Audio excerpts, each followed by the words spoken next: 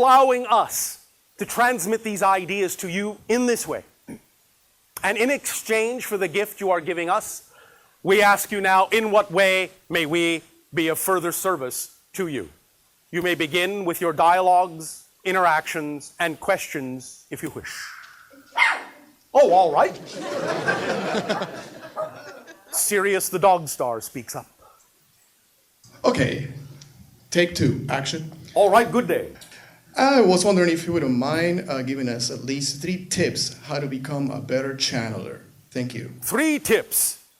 It depends on what kind of channeling you are talking about, of course, but the idea is that you are all channels. Remember, channeling is simply a state where you allow more of yourself to come through in a very creative way without the idea of overcomplication, over-analysis. An actor who becomes the character is channeling. A singer who becomes lost in the song is channeling. Anytime you do what you love to do, without the recognition of the passage of time, you are in a channeling state. The idea, of course, is that channeling in the manner in which you are seeing it now, through this channel, can also be done to connect to other levels of your own consciousness, other consciousnesses within creation. Generally speaking, it shares a lot of things in common with what you call electronic circuitry. The idea being that you are creating a certain resonance, a certain frequency, by being yourself as much as you can, by being in your joy as much as you can, by acting on your excitement. That resonance vibrates through you and makes you a more receptive antenna to higher frequency domains, whereupon then you can access information from those domains, be it direct access on your own, or simply through the devices of other beings that may inhabit those dimensions or domains of experience. But fundamentally, pragmatically, practically, physically speaking, one of the strongest things that can be done if you are going to be automatic writing or vocal channeling or anything of that nature where you're using a device or delivering information in that way, is to actually have individuals asking the questions. For if you're just sitting on your own, wondering about information, you can receive it instantly, telepathically, but your physical mind may wonder whether or not it's really just you or something else, not that it matters. But the point is when someone else asks the question, in a sense they are acting as a ground, as a circuit, completion of a circuit, and they are pulling the information through you. So you don't have to think about what's happening. They just reach through you with the question and pull the information from wherever it needs to come from. You understand? Yes. Does this help you? Yes, thank you. You're welcome. Good afternoon, Bashar. And to you, good day. I've been hearing for the last several weeks from different sources reports of, and not just recently, but for some time I've been hearing reports about sightings of what appear to be, well, Star Wars above certain cities. I think even Whitley Strieber. That information is not it. available through this terminal at this time. Okay. Now, before you continue, let us say something about that answer. You must understand something. As everything progresses, as the transformation moves forward, we are now more and more every day only transmitting certain vibrational frequencies of information. We understand that these things may exist in certain realities, but we also understand that those are not the parallel Earths that most of you say you prefer to buy into.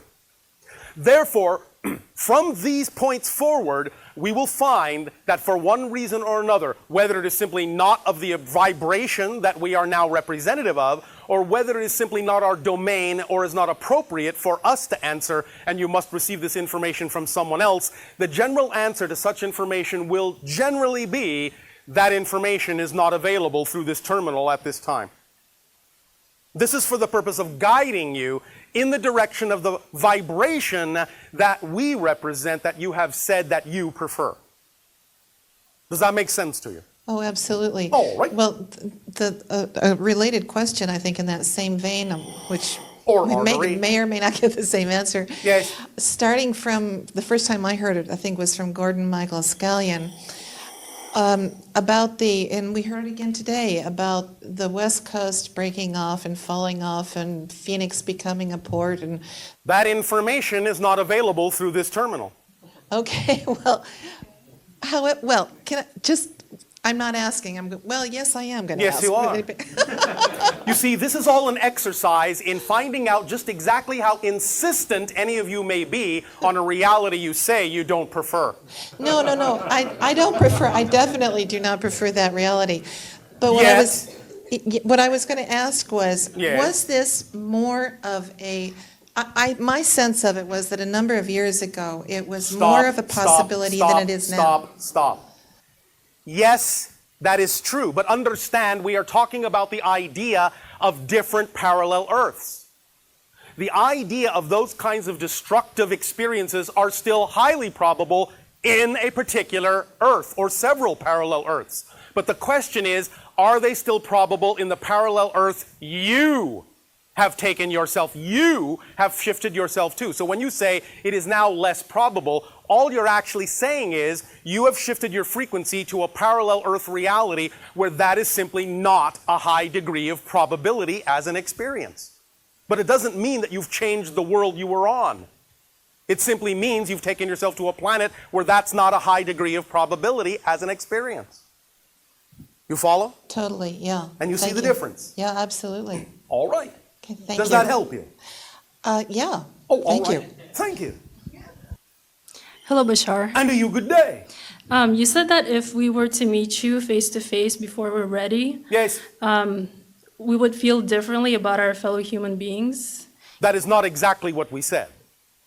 What we said is, being that for many generations, your people have functioned with compartmentalized consciousness and have suppressed the idea of certain belief systems and feelings within themselves and have operated out of fear, the idea of coming in contact with a being that is operating at a high holistic frequency would be that the result, in many cases, would be that the high holistic frequency would overwhelm your compartmentalized frequency and begin to force to the surface things that you are not ready to integrate, causing psychotic shock within you. So the idea is sharing this information, allowing you to take whatever time you deem is necessary to raise your frequency and meet us halfway, is what will prevent that kind of discordant encounter from occurring. Does that make sense? Yes.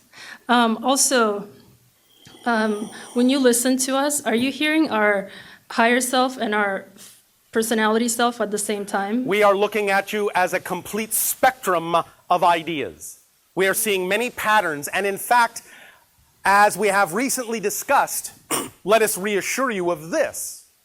Even though, yes, in a sense, through the channel, you are speaking with us, you are actually speaking to your own higher self using us as a mask. So then Do you understand that? Yes. So then which part is our higher self and which part is your true essence? They are blended in. Okay. For the purpose of these conversations, we allow the probability amounts to fluctuate according to the need of the interaction. At any given moment, it might be 50% me, 50% your higher self. It might be 30% me, 70% your higher self. It might be a variety of these things. It depends upon what serves you at any given moment, but it's always fluctuating, it's always changing. Okay. But the idea is that this is a way to get you used to the notion that you can communicate with your own higher selves very easily. And we are simply facilitating your ability to do that by letting you know that that's what you're doing right now. So in a sense, we are channeling through the physical channel, but we're also channeling through your own higher self. Mm-hmm. You follow? Yes. So, by using us as a template, by familiarizing yourself with our frequency, thus then you can have a familiarity with the frequency necessary to access your own higher self, so that when you think back to this interaction and you think back to this conversation, you will be in the proper state to communicate clearly with your own higher self in exactly the same way you are speaking with us now. So we are luring you to your own higher self frequencies by doing it this way. So do we sound like we have a multiple personality disorder because our higher self and our personality self are often at odds? When you are out of alignment, that's when the disorder comes. The idea is to understand how to create a multiple personality order. Yeah. Because you are multiples. You are multidimensional. So the idea is just to understand how to harmonize that instead of compartmentalizing it and causing discord between the various frequencies, thus then having disorder. Yes. Okay. Does that help? Yes. One last thing. Yes. Do you remember being born? Of course. What's it like? Ecstatic. Do you understand? How does it feel? Ecstatic. Ecstatic. Can you elaborate? In our society, in our civilization, at this time, you will find that even though we once functioned very physically like you do, in terms of the creation of physical beings through the sexual act, through the physical birth, that no longer exists in our society now that we have moved into a dimensional reality where we are quasi-physical. Thus then, what passes now for the male and female energy creates an energetic bubble, in a sense, a energy bubble in which a consciousness can simply create a body that thus then functions as a child on our planet. Thus then grows. Do you understand? Yes. This is ultimately what your species is heading toward, but it will take a while before you get there. Okay. Thank you very much, Bashar. Nice.